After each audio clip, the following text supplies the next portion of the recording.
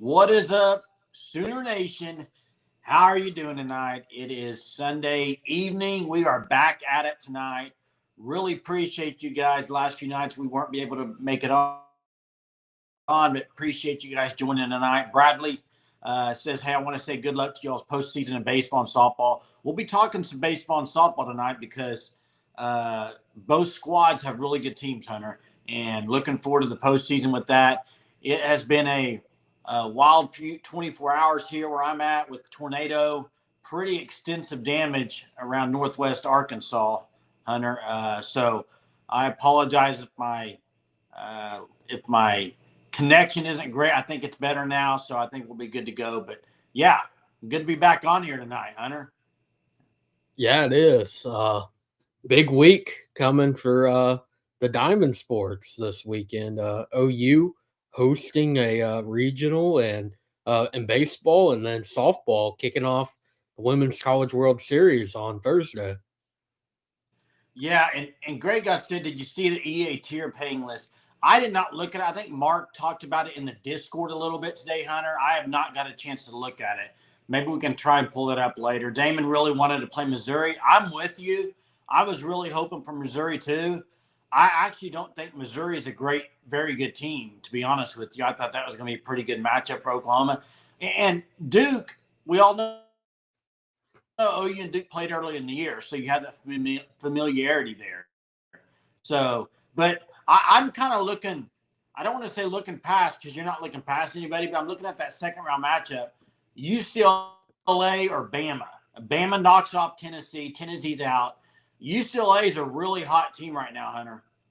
Yeah, they are. Maya Brady, best player in college softball, probably, and that's saying something. UCLA back in Oklahoma City this year. They missed it last year after they got bounced in the regional. But yeah, that's an interesting one. I think Duke is the most exciting first round matchup OU could get. Honestly, like it's a tough game. I mean, if you remember when they played Duke to start the year, I think it was 3-0 down in Puerto Vallarta was the final score. That was game 2 of the season.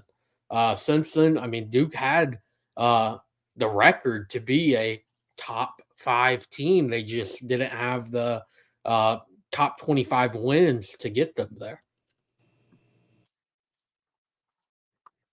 Yeah, and Baum says great games today. There were great games, and there's still another game tonight. The last spot for the World Series with Stanford and LSU. So they're trying to fill that last spot. Texas A&M was a great game. Texas squeaks by. They make the World Series. They win 6-5. You have Texas and OSU on the same side of the bracket. And so it looks like a good World Series, Hunter. Some really good teams. It's going to be a good parity a little bit. Although, guys, OU won in their 4th natty. I think they got a good chance to do it, Hunter. I really do. I mean, you look at it. Texas is going into the World Series not playing their best. I mean, OU got them in the Big 12 tournament, and then they didn't look great this weekend at all. So we'll see. But I'm feeling pretty good if I'm a Sooner fan right now. Yeah, I mean, other than the Tennessee upset, Alabama upsetting Tennessee so far, I mean, it's went pretty to chalk. Like, I mean, it's pretty much what everyone expected this women's college world series to end up as. And I mean, yeah, I think OU's going to be the favorite. You see Texas struggle against Texas A&M. All 3 of those games were very entertaining to watch. I mean, you had yesterday the whole trash situation and the delay that came with that. That was probably the wildest thing I've seen all weekend. And watching some college baseball tournaments, been some crazy stuff, but that was just, I mean, really out of left field. I mean, I think it actually happened in left field too. Yeah. But yeah, Tennessee losing is interesting. I mean, you look yesterday, they go to the longest super regional game in NCAA history, drop that game in extras to Bama, and then fall again today. But I think everyone expected the SEC to get this many teams to Oklahoma City. Yeah, that's right. Looks like the Mavs are going to win, Hunter. It's kind of what it looks like. Update.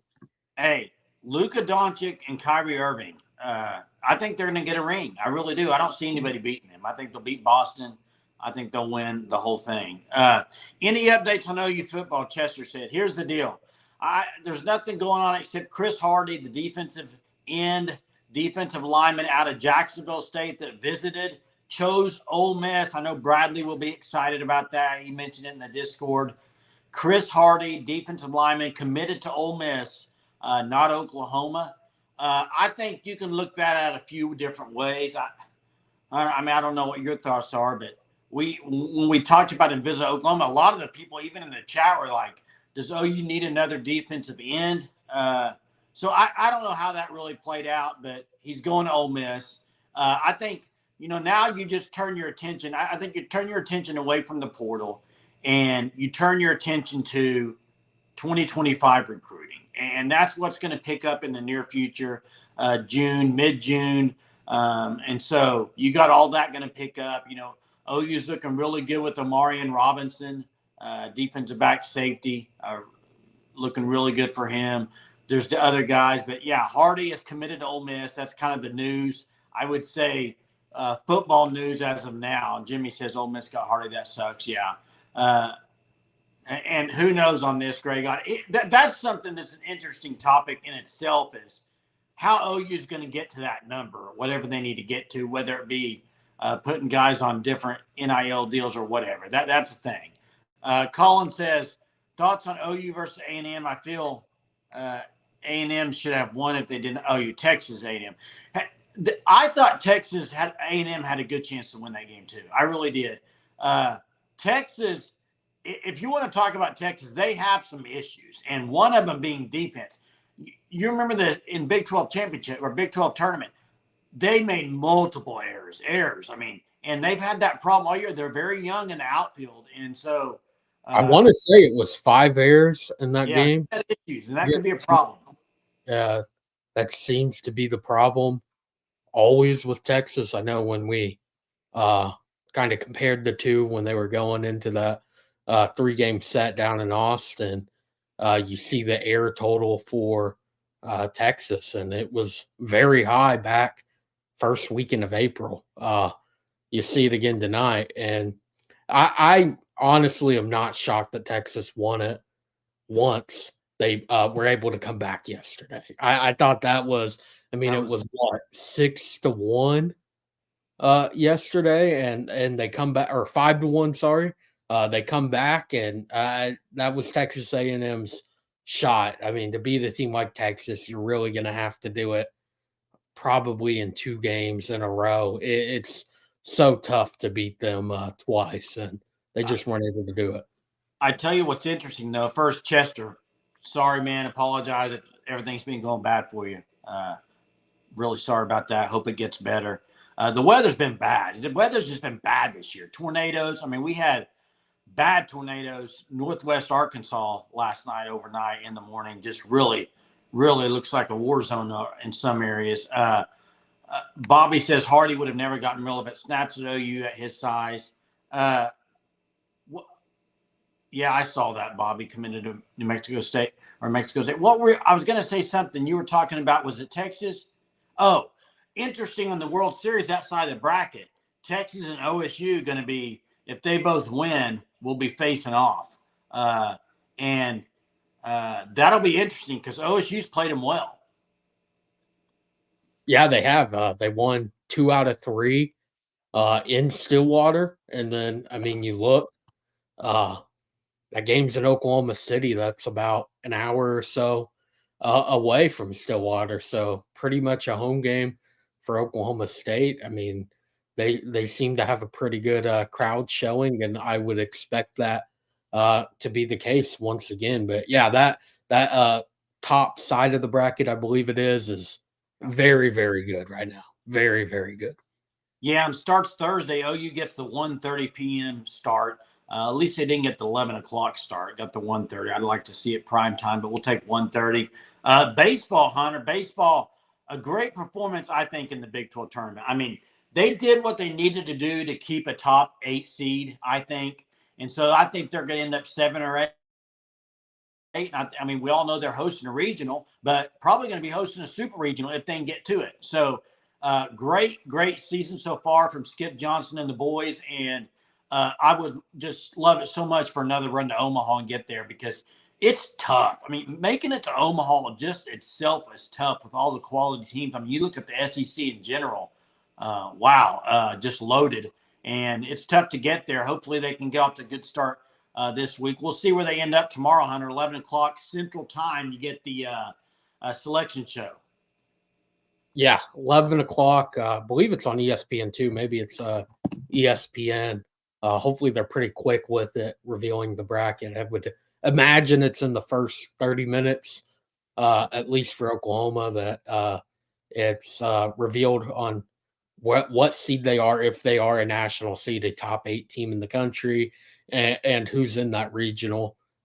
Again, don't really know what the committee's going to do. I mean, it seems like every year there's surprises on the host. I mean, D1 Baseball, Baseball America, those are 2 really good sides that I mean, I respect what they do in their projections. And I mean, they weren't 100% accurate today on the host.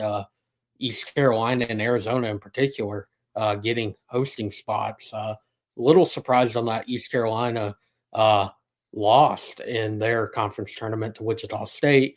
Arizona won the Pac-12. I didn't think there would be a Pac-12 team named Arizona hosting a regional. I thought it would just be Oregon State. Oregon State's a very good team. But real quick, Greg God, you're not going to like the SEC tournament then next year, because it's straight single elimination, all 16. I actually like single elimination. I would prefer double elimination, not in the way that the Big 12 did it this past year. I thought that was kind of silly the way that they did it. But single elimination, the way the SEC is doing it, I like it. If you're a top 4 team, you get 2 buys. So, Hunter, it's not about the SEC or Big 12 tournament. I mean, it's about the postseason, and you can't run arms by doing double elimination too. You know what I mean? I just think get that part of it. I would also like to see if they were going to change it up and make it a little bit longer so that arms could get more adjusted, start the season a week earlier instead of a 6-day tournament, turn it into a 12-day tournament, something like that. More rest time between it. Yeah, I get your point, Greg God. I get it. Hey, Tyler, I actually saw this today. I was going to bring it up on the live, and I thought, you know what? Maybe I shouldn't, because as much time as I'm on Twitter and I see stuff, I always wonder, is that AI generated?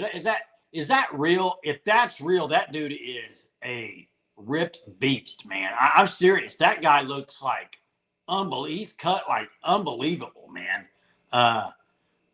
Yeah, and I did see this. I think it was, I don't know what video I was watching on YouTube, somebody talking about this, but underdogs in 5 games. And we can go through the games if you want to, Hunter, but I'm not shocked, because if you look at the projections of where a lot of people have OU this year in the SEC, I'm not shocked by it. Now, I think some of those will change. I do think the number, like that number that Greg God just threw out there, is absolutely ridiculous. And here's the reason why. Bad. What? I don't think it's that bad. Are you kidding me, Hunter? I mean, Hunter, I would say a touchdown, Texas. So that's a there's been games where OU's awful and Texas is great, and that game is within 3 or 4 because it's a rivalry. You never see that in the OU Texas rivalry. In fact, I would love for somebody to look it up. That big of a margin in the OU Texas game does not happen. Hunter, it doesn't happen. Also, come on, man. It's May 26th. What game is OU an underdog at home? Bama? If I had to take a guess, that's what it would be. One game being Tennessee. Yeah, I agree. The 8.5 is it's so ridiculous. It's funny, but underdogs. I mean, Alabama, I'm surprised if it's at home that's an underdog. I'm surprised because it's a home game. And you all seen OU's record in Norman. Yeah, Bama, Bobby says. That's what I figured. And then the other ones you can kind of figure out. I'm sure it's Missouri, Ole Miss, LSU. Who am I missing? The road game, Missouri and Texas. There you go. It's all the game. It's all the games we've talked about that are swing games for Oklahoma, and that's what it is. But 8.5 points is absolutely ridiculous. Again, it's not even June yet. Like, why? Go look up, Hunter. I tried finding it. I'm not having any luck right now. Go look up the season OU beat 2000. OU won 63-14. Go look up the next season in 2001. What the point spread was. I bet it wasn't even 8.5. And OU beat him by another 60 points. Okay, so it's absolutely ridiculous. 8.5 point in a rivalry game. I think that's ridiculous. And let me ask the Sooner fans a question, and maybe this is a stupid question because you're all Sooner fans on here, but Hunter, me and you were both high on Texas last year, and we are this year, right? But is the 1 year wonder that Texas had, is that going to stick in your opinion, or do you think that was a 1 year wonder? Them making the play? I don't think it's a 1 year wonder. I don't. I think they're going to be a good team that's going to finish probably at minimum top 4 this year. I think Steve Sarkisian is finally, even when Texas has been bad for the last, decade plus, they've had elite talent. Mm-hmm. I think Steve Sarkisian is a coach that is going to keep them at the top. I think whether you like him or not, he's one of the best coaches in college football. I cannot say that. I think that's a little ridiculous. But I would say he's top 5. Top 5 coach in college football? Steve Sarkisian right now. Yes. Give me the other 4. Kirby Smart, number 1. Right now in college football, I'm at a point to which, like, how do you make those type of – because I'm not a Brian Kelly fan. I think everyone here has their opinions on Lincoln Riley. Jim Harbaugh's gone. Nick Saban. Hunter, real quick, before you keep going, tell me why Steve Sarkisian is a top 5 coach. What has he done? He took them to the playoff last year. So is Alabama DeBoer top 5? He's up in that Probably conversation. He has to be. Now. Okay, let me ask you this. Conversation, yes. Okay, how about Dykes at TCU, top 5? Top 15. Top 5? I said top 15, Jay. So he's not a top 5, but he took him to the national championship. But you also look at, Hunter, he took him to the national championship game the year before based on your argument with Sarkisian. Okay, with Sark, look at the recruiting. Sark's done nothing at anywhere he's been, Hunter, until this year. Go look at it. Okay. What did he do at Washington? What did he do at USC? Go look at it. It wasn't great, but there's also other issues going on there. Okay, but what I'm saying is, what has he done to make him a top 5 coach other than last year? Because last year was legit, yes. But other than that, what has he done? Look at what he's done in the transfer portal, defensive line. I'm talking what's he done in previous years. Nothing. He's been at Texas for what, 3 years now? And what was their record the other 2 years, Hunter? Yeah, it wasn't great, dude. So what's he done other than last year? They have improved each year. They have, but what I'm asking you is for you to rate him a top 5 coach. What has he done other than last year? He's steadily improved. He went from 5 wins to 8 wins to 12 wins. There's not much more you can ask of him to do. Look at what he's doing recruiting wise. He's keeping it going. They're getting even better in the transfer portal. Look at his ties from his previous stop in Alabama, the talent he's been able to land through the portal and on the recruiting trail because of coaching under Nick Saban. Again, right now in college football, there's no Nick Saban. Jim Harbaugh was up there, and he's now in the NFL. Ryan Day's lost to Michigan 3 straight years. You don't think Ryan Day is better than Sarkisian? No, he's lost to the rival 3 years in a row. Hey, listen, I'm playing a little bit of 3 devil's advocate Well, here. no, but, like, I mean, So literally, I to keep a want to see job your answer, but at Ohio State, you gotta beat Michigan. He's lost 3 years in a row. I mean, seriously. I It is bad right now. Look at that Georgia I game. They agree. should And have won that game. They lost. I mean, Ryan Day is, I mean, a fourth loss, especially to this year with everything Michigan has lost, fourth in a row. I mean, I think right there is enough to get him fired. yeah, say win-loss record is insane day. I want to get to Monty's question real quick. I'm going to answer this. Hey, yeah, good to see you too, Monty. Catcher next year for OU. I think the incoming is it Kendall? I want to say Watts. Is that right? That might not be right off the top of my head. Uh, Wells. uh, Wells. what's that? Wells. That's it. Number one catcher coming in. I think that's who it'll be from the high school ranks. Hunter, this take is bad, Blake said. But here's the real question, though, Blake. Who are the top five then? Because that's why I was trying to play devil's advocate. I mean, Who are the top seriously, five? college football is at a point right now that You've lost a lot of the good coaches. Yeah, you've lost them. There's also, I mean, there's been a lot of movement the last few years. I mean, I would say Dabo was up there, but look at kind of the trajectory that Clemson is on right now. I mean, you have that whole Norvell. I think Mike Norvell is a very good coach, a very, very good coach. I think he's in that conversation. I mean, right now, I think making a top 5 list is difficult because, I mean, like you were trying to prove there, that there's a lot of guys that haven't had much success, like sustained success at this point in time. A lot of newer coaches or newer at that stop. I mean, Kalen DeBoer, great coach, now taking over at Alabama, going from Washington to there. So, Hey, Hunter, you see Bobby's list. I think it's a pretty good list, Bobby. The one guy, and people are going to hate me for this, but the one guy I have a trouble putting on there is DeBoer. I'm sorry. I know he did it at Washington. I got to see him do it at Alabama, in my opinion. It's hard for me to put. I think Sark and DeBoer are similar ranked wherever they would be because I think they both had a great year. But I know he's won wherever he's been. I know you can't argue that, but I want to see him win at a big time school. Have not seen it yet because I don't call Washington. They're not Alabama. Let's see what he does at Alabama, in my opinion, to see where he ranks. I mean, Hunter, if you want to put top 5 coaches, what about Drinkwitz at Missouri? What he's done, huh? Or Josh Heupel? I mean, if you're talking the last few years, I mean, maybe so. I mean, I think those no. are both going to be okay, Jay, but I do think both of those guys are going to be borderline top 15 at this point in time. Top 15 and top 5 are totally different. I know. I was kind of being. I don't think.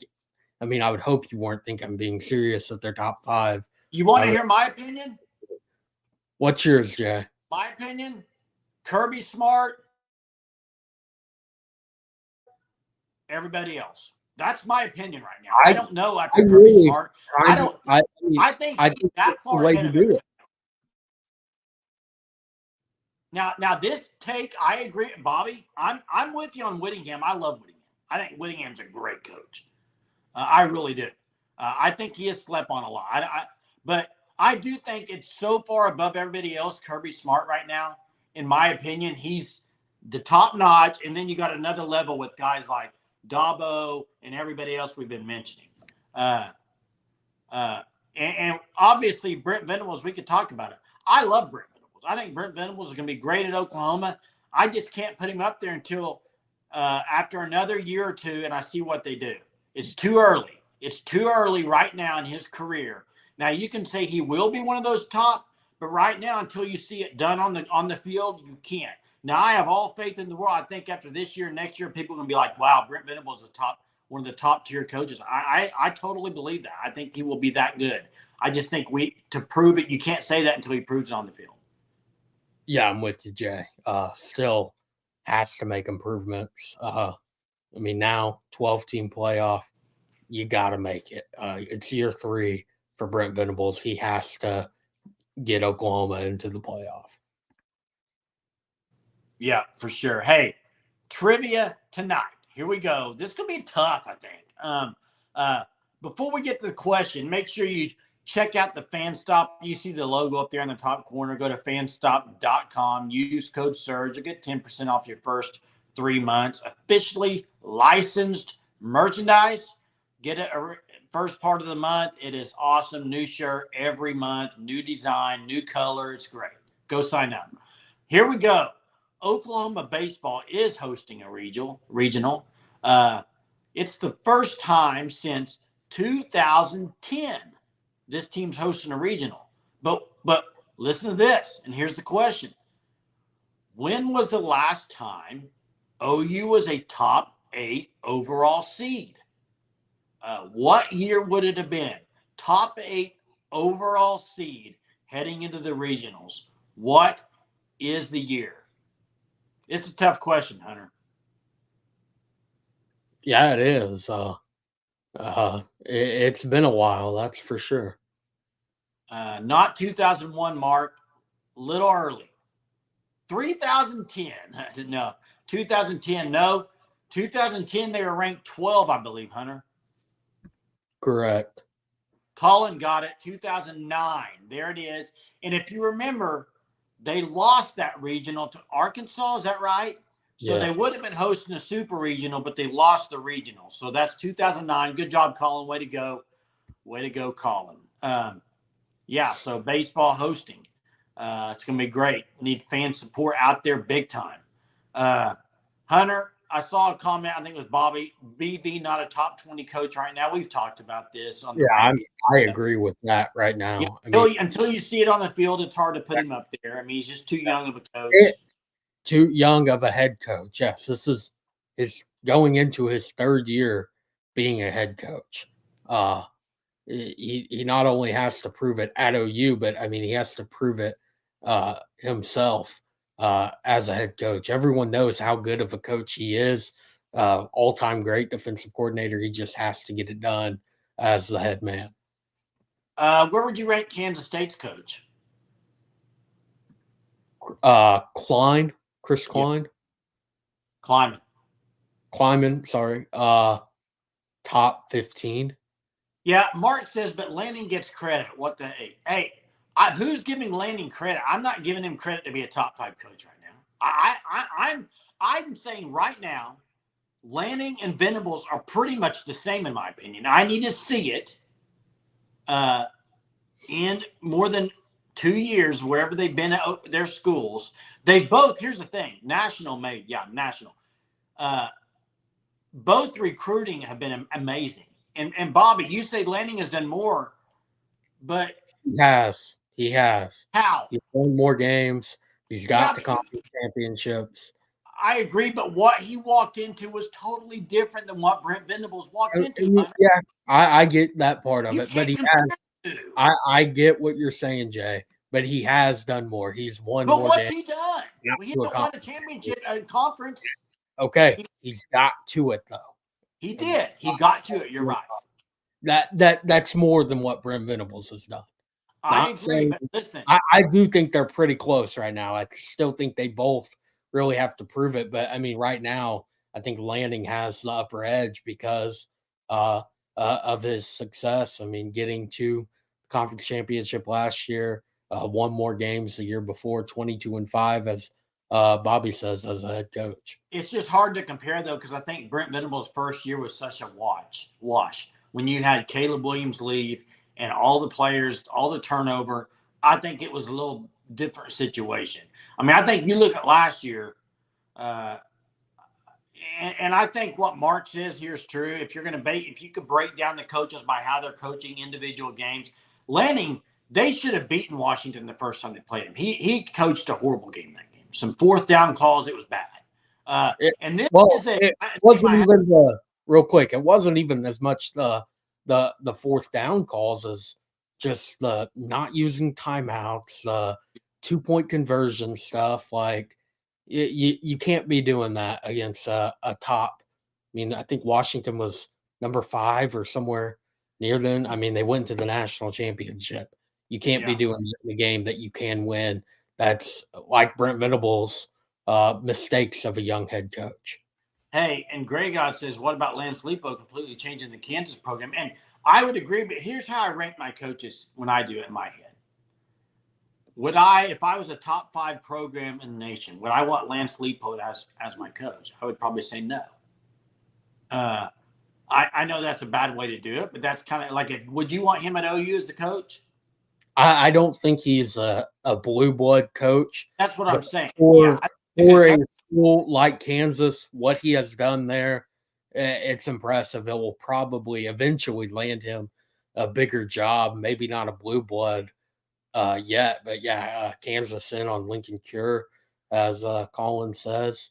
Yeah, Lance Leipold is setting them up for success in the new Big 12, a conference that doesn't have Oklahoma or Texas next year. I got a couple of names for you that OU fans know really well in the Big 12. Matt Campbell and Mike Gundy. I think Mike Gundy is higher on that list. Matt Campbell. Yeah, because Matt Campbell's like it wasn't as sustained as Gundy was. But what Matt Campbell did this past year at Iowa State when yeah, he could have took the Michigan State job, as Bobby says.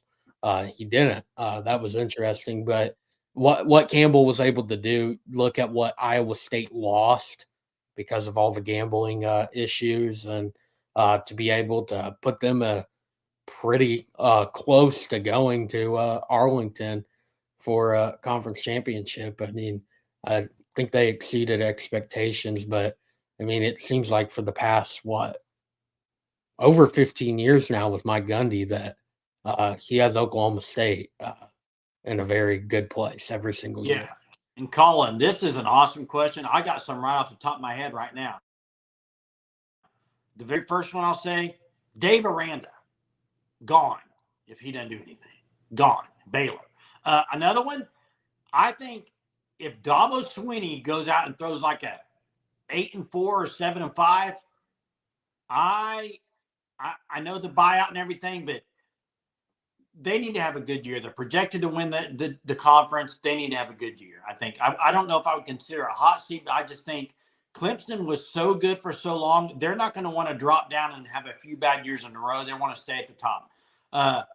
Another one, hot seat, I would probably say, oh, man. Well, obviously, I'm in the Arkansas area. Sam Pittman's got to have a good year. He's gone 100%. Especially, what's that? Joey McGuire, Texas Tech. Another bad year. You think I think so. I think with how their program is built right now in the Big 12, again, you lose the 2 top teams in that conference. It's really anyone's conference right now.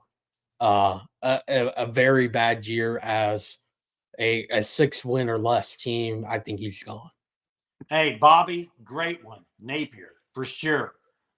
Florida's had just some issues, and another bad season would be awful for them. Colin asked about Brent Venables. Brent Venables will not be on the list this year. No, I think he's got a guaranteed 2 more years, or at least I don't think this year, first year in the SEC. Now, I do think he needs to have a good year, but I'm not saying hot seat like that. I'll tell you another one, Iowa. Iowa for sure, I think with Ferenc, if they throw a clunker out there, and you know, I don't want to say hot seat, but man, Wisconsin. I know he's a great coach. Okay, leaving Cincinnati and going to Wisconsin, but they've always been kind of a team that's been real good. They weren't very good last year. I'm not saying he's going to be fired, but they need to have a good year, Hunter. Yeah, I mean, I think they do need that. Good. I think they're going to say he can't coach a big.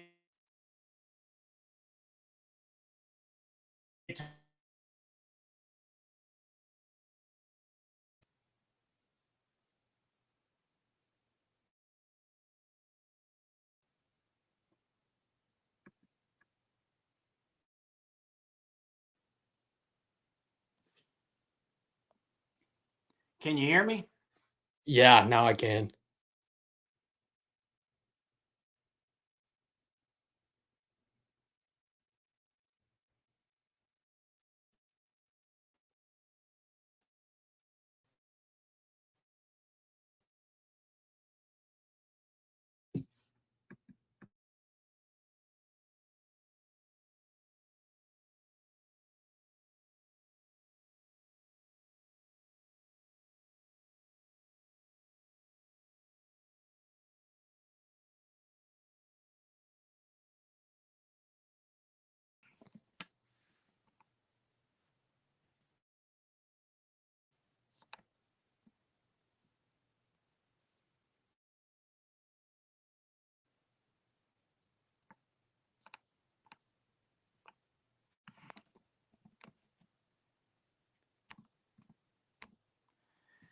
Hey, let me know if you can hear me. I'm back on. Let me know. Having some issues. Hunter, you there? Yeah. Okay. Yeah, froze up for a second. I don't know if it was my end or your end. Like I said, I'm having some internet issues, probably with the storms that were around there yesterday.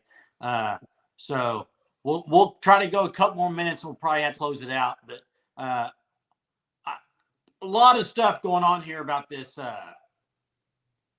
Half the team left. I think we're going back to when Riley left. And Riley is close to the hot seat.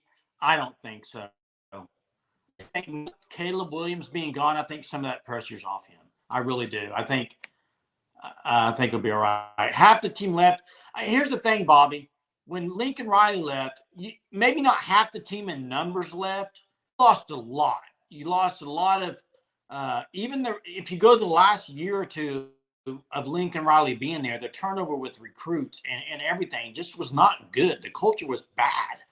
It was bad. And so I think compared to what Lanning walked into at Oregon, it was a totally different situation.